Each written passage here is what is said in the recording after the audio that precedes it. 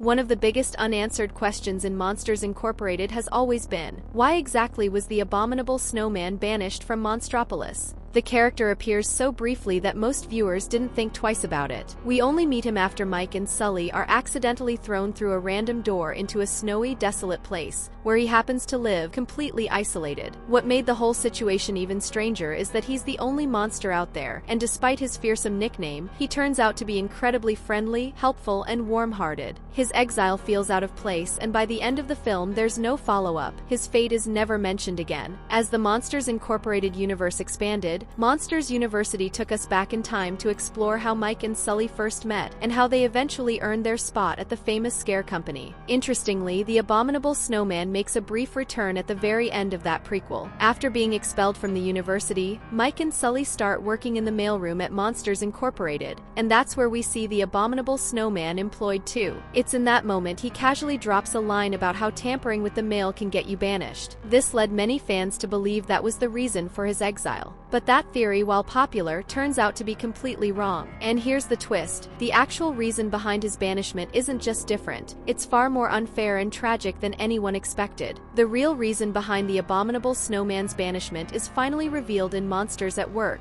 the series set directly after the events of Monsters Incorporated. This is the aftermath of Mike and Sully discovering that laughter generates 10 times more energy than screams, and how the entire company was thrown into chaos after Waternost's downfall. The show explores how Monstropolis adjusted to this massive shift, but from the perspective of a new character named Tyler. Tyler Tuskman is a young monster who trained as a top-tier scarer at Monsters University. He graduated at the top of his class, ready to follow in the footsteps of legends, only to find out on his first day at work that scaring was out and comedy was in. No more scarers, just jokesters. Throughout the series, we hear several characters mention how terrifying and dangerous the abominable snowman supposedly was. Within the company, his name had become almost mythic. Everyone believed he'd done something horrible to deserve banishment. In one episode, through a series of mishaps that aren't worth explaining here, Tyler accidentally ends up going through one of the banishment doors. He lands in the same snowy wasteland where Mike and Sully had encountered the abominable snowman in the original film. At first, Tyler is terrified, but that changes quickly. The snowman is cheerful, welcoming, and offers him snow cones with a huge smile, genuinely excited to finally have some company. He's been completely alone in exile and sees Tyler as a potential new friend. Soon after, Tyler's friend Val enters the door to find and rescue him. She panics when she sees the abominable snowman, clearly disturbed. Unlike Tyler, Val has been with the company long enough to have heard all the rumors, especially the most disturbing one, that he had eaten someone from the Monsters Incorporated HR department. But the snowman is confused by this story. He knows exactly who they're talking about, Dale, a former colleague, and calmly explains that he didn't eat anyone. Dale had simply left the company to take a massage therapy course. In the end, the abominable snowman is just happy again, believing he might finally have made not just one, but 2 new friends in his lonely exile. When Tyler and Val return to Monsters Incorporated, the abominable snowman unknowingly follows them back through the door. No one notices right away, but once he starts wandering around the company, panic sets in. Several employees are visibly alarmed. Many still believe the old rumors about him being some kind of dangerous criminal. One worker insists that the snowman once stole 27 cars from the company parking lot. Another swears he was exiled for drinking Scream energy straight from the containment canisters. Despite his friendly demeanor, his presence alone sends shockwaves through the building. According to company policy, anyone caught harboring or aiding a banished monster could face the same punishment: immediate exile. Tyler, already on edge, scrambles to hide him, terrified of getting caught and punished. Meanwhile, Val, curious, empathetic, and unwilling to blindly accept the rumors, starts digging into the real reason behind the snowman's banishment. What she finds is shocking. He didn't eat anyone. He didn't steal anything. He never hurt anyone. The truth is that he was banished because he tried to do the right thing. Before his exile, the abominable snowman had written a letter exposing Waternost's secret project, a scream extraction machine meant to forcefully drain energy from children. He had discovered the plan and attempted to alert someone within the company, but instead of being heard, he was silenced. Waternoose, realizing the snowman knew too much, exiled him permanently. It was a clean and quiet way to deal with someone who posed a threat to his hidden agenda. After all, in this universe, outright murder would be hard to cover up, but hiding someone behind a locked door in a frozen wasteland? That was a much simpler solution. So, in the end, the snowman wasn't exiled for doing something wrong. He was punished for trying to protect the children and expose a cruel conspiracy. And looking back, it makes total sense. Mike and Sully, who also uncovered Waternoose and Randall's plan, ended up in that exact same frozen place. It's not a coincidence. It's a pattern. Everyone who got too close to the truth was sent away. To finally bring closure to the Abominable Snowman's story, Mike and Sully take action once they learn the truth about his exile. After realizing he was punished simply for trying to expose Waternoose's dark plans, they decide to officially bring him back from banishment. In fact, they had completely forgotten about him, something they're clearly embarrassed to admit. But now that Mike and Sully are in charge of Monsters Incorporated, they have the authority to right that wrong. And they do. The snowman is welcomed back and given a new role at the company, selling snow cones inside Monsters Incorporated, which is perfect, especially since Monstropolis is going through a heat wave. It's a small but meaningful gesture that shows how things are changing at the company under new leadership. It's also worth noting that Monsters at Work takes place just 1 month after the events of Monsters Incorporated. The final celebration we see at the end of the original film, the one where Boo's door is rebuilt and the company is fully running on laughter, that moment actually happens at the end of the series. So even though the show goes back and explores the transition period, it all leads back to that same joyful finale.